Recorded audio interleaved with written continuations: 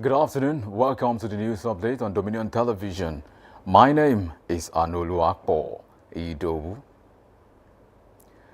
Nigeria has recorded another victory in an international arbitration dispute with a foreign technology firm in Europe, saving Nigeria from paying more than $6.2 million, which the British company claimed it was owed.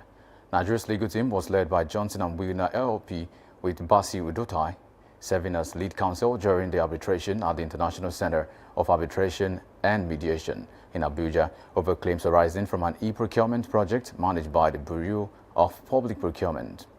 Attorney General of the Federation, AGP, and Justice Minister Lateef Fagbemi, senior advocate of Nigeria, in a statement by Special Assistant to the President on Communication and Publicity, Office of the Attorney General of the Federation, Kamaruddin Ogundele, welcomed the ruling, describing it as a final and not subject to appeal.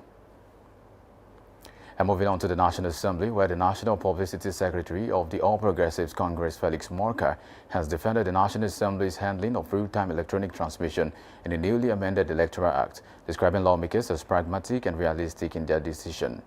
Morka, who spoke during an interview while reacting by the National Assembly and its swift signing into law by Bola Tinubu, backed the legislature's action, arguing that lawmakers took into account the country's technological realities before making their decision. He noted that the outcome of the amendment process reflected the collective will of all parties represented in the National Assembly.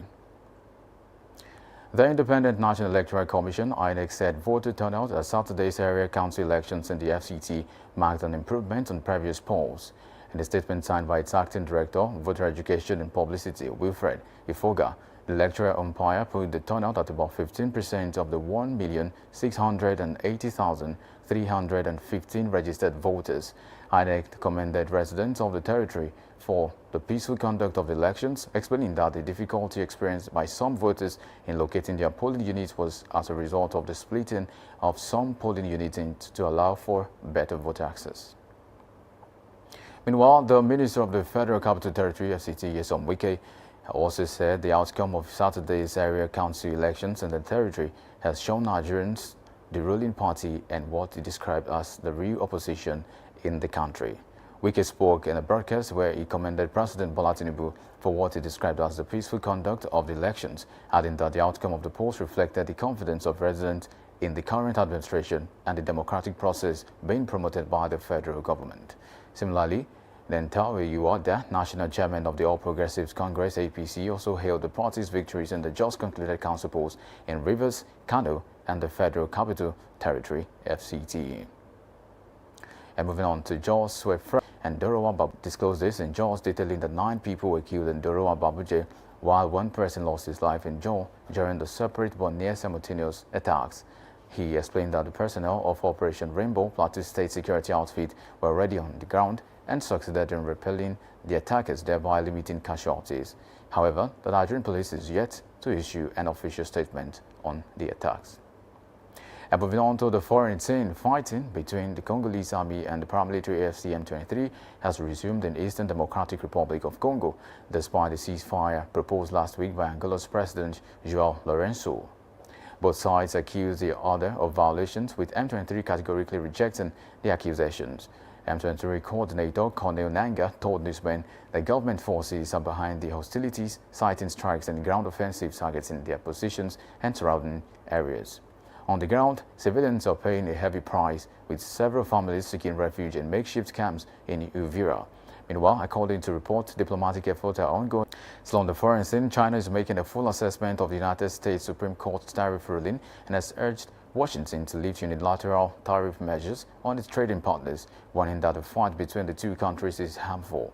The comments from China's Commerce Ministry came days after the highest United States Supreme Court dealt President Donald Trump a stinging defeat by striking down many of the tariffs he used in a global trade war, including some against rival China. Meanwhile, trade and tariffs are expected to dominate the agenda for both China and the United States ahead of their meeting in late March and early April, when Trump meets its Chinese counterpart Xi Jinping. In the meantime, the Commerce Ministry said China will continue to pay close attention to this and firmly safeguard its interest. The European Commission has demanded that the United States stick to the terms of an EU-US trade deal reached last year after the United States Supreme Court struck down Donald Trump's global tariffs and responded with new levies across the board. On the steps it intends to take following the court ruling, the Commission further argued that the situation is not conducive to delivering fair, balanced, and mutually beneficial transatlantic trade and investment, as agreed by both states. And talking sport, Wolves have condemned the racist attack against their striker Tolu Arokodare, who was racially abused on social media following Wolves' 1-0 defeat to Crystal Palace on Sunday. The club, in a statement, said they are disgusted by numerous instances of racist abuse from multiple perpetrators directed at Tolu Arokodare on social media following his penalty miss against Crystal Palace. Wolves condemned the abuse, stating that the Nigerian international has their full and unwavering support, even as they promise to help identify those responsible and ensure appropriate action is taken. You can visit our website on www.dominion.org.ng to watch us live and interact with us. You can also follow us across our social media platforms on Facebook, Instagram, TikTok, YouTube, and LinkedIn at Dominion Broadcast, and X at Dominion Cast. And that ends the news update on Dominion Television. I am Anu Luakpo Ido. Thank you for watching.